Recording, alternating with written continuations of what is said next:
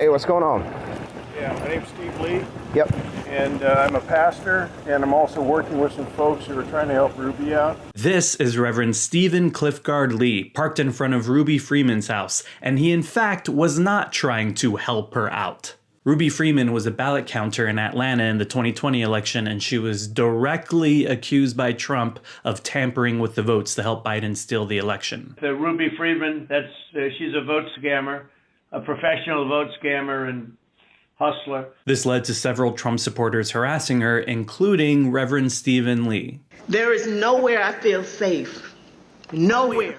And now he's one of the 18 people being indicted with Trump in the Georgia indictment for racketeering and conspiring to unlawfully change the outcome of the election in favor of Trump. So we're going to talk about who this pastor is, what did he do exactly, what's the evidence, and how they're using him in the indictment. Also stick around because I want to talk about what to do when your pastor's indicted.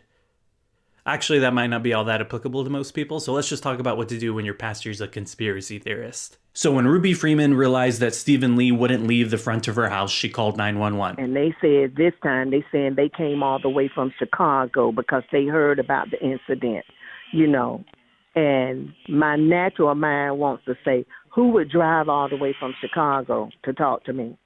Yeah, Stephen Lee drove 11 hours from Chicago to Atlanta, found her house, knocked on her door, and talked to her neighbor. Have they made threats tonight against you?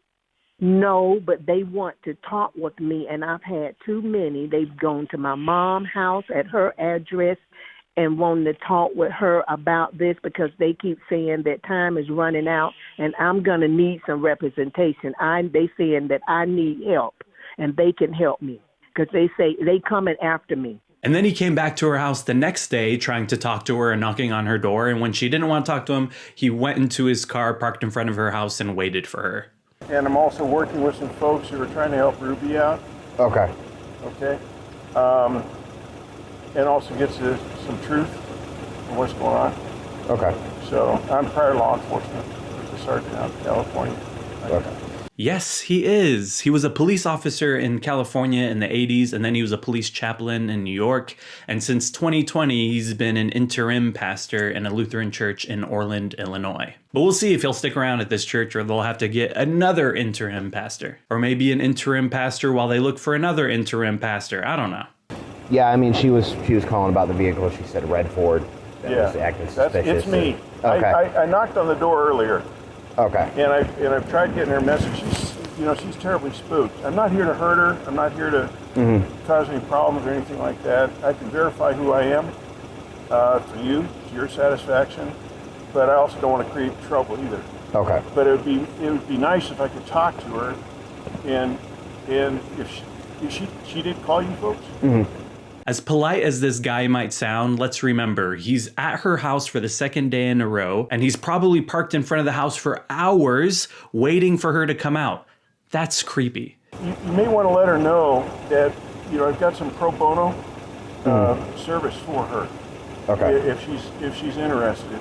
Those pro bono services were probably pastoral services that he was offering her for free. But when that message was relayed to Ruby, she wasn't interested, and she said, I have a pastor. And let her know that I can prove who I am to her satisfaction, and just talk to her. I don't mean to scare her, but if it's just too much, I'll back off completely and you won't see me again. Okay. You got some ID with you? Absolutely. So when he realized Ruby wouldn't talk to him, he decided that the reason was because he was white. So he called up his black friend, the executive director of Black Voices for Trump, Harrison Floyd, told him about the situation and asked for his help. Harrison Floyd then called Trevian Kutti, a black crisis manager, to set up a meeting between her and Ruby Freeman.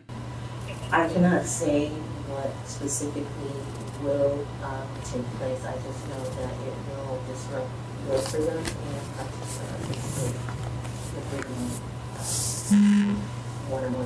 This meeting is a big deal in this whole story because they tried to pressure her into giving a false testimony. You are elusive for a party that needs to tidy up. I work with some of the biggest names in the industry. Crisis is my thing. One thing we don't want to do for you is create another person. I'm going to call Harrison Floyd. I'm going to put him on speaker.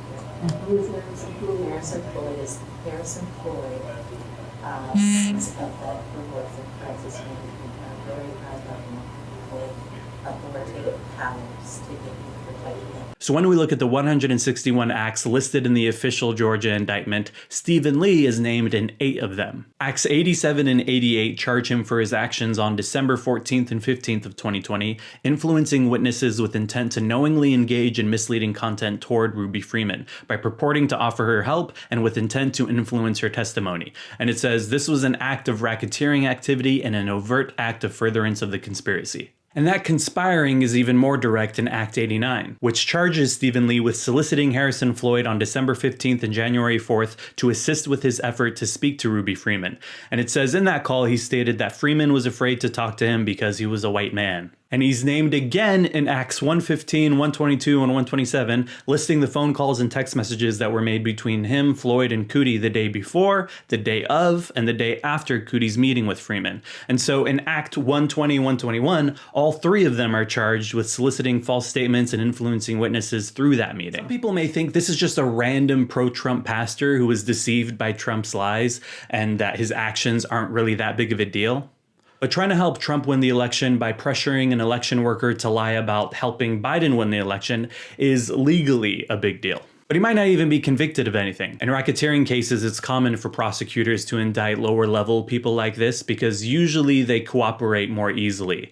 And then they could use Reverend Stephen Lee's testimony against Trump to further their case. But I feel bad for the people at his church. Since Trump became president, there's been a massive increase in pastors and congregants pushing conspiracy theories about evil, satanic, child trafficking Democrats and how Trump is the one who's going to stop them. I'm not against conspiracy theories in general, but I hate these kind of conspiracy theories that are about like Trump draining the swamp and stuff, because I think these conspiracy theories are just ways to distract us from the real conspiracies. I don't think there's a secret cabal running things from behind a curtain to gain more power and protect their interests. The curtain's wide open, and it's the capitalist billionaires and the politicians they fund who are running things and gaining more power and protecting their interests. Out in the open. There also isn't a satanic conspiracy to indoctrinate your children. There's plenty of Christian groups doing that already, out in the open. And there wasn't a hidden conspiracy by Democrats to steal the election because Trump got more votes.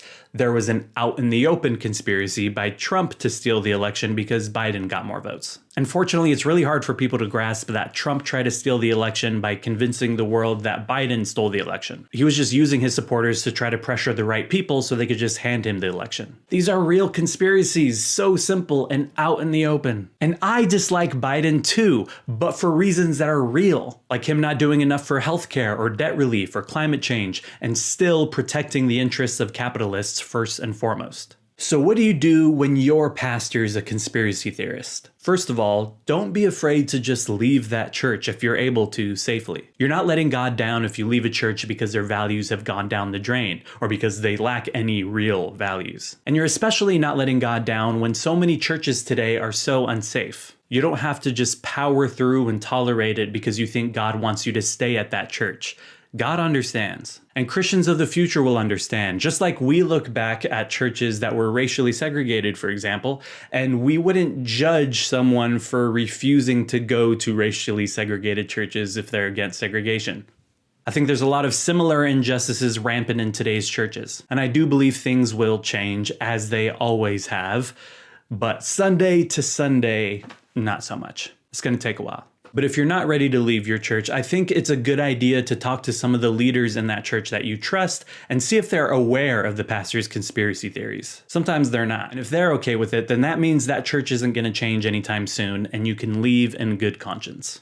And if you feel like you can't trust any of the leaders or like you can't talk to any of them, then you should definitely leave. And as for your friends and family that believe in these conspiracy theories, I think it's good to have conversations with them and talk about what's real and what isn't real. Get to the root of what they're afraid of. So many of these people are just so scared and need help seeing past their fear. But I know so many people have very different situations when it comes to being a part of communities like this, so this isn't blanket advice. These are just some suggestions. It's going to take a long time for many Christians to deprogram from this Trumpist stuff, and if you feel called to help them, then that's awesome, as long as you're safe. And if you feel like you can't help them and that it's unsafe to do so, then that's okay too. You got to protect yourself and find your own healing. So we'll see what happens with Reverend Stephen Lee, and it should be interesting. And thank you for watching this video. If you want to support this channel, go check out my Patreon, patreon.com/Damon Garcia.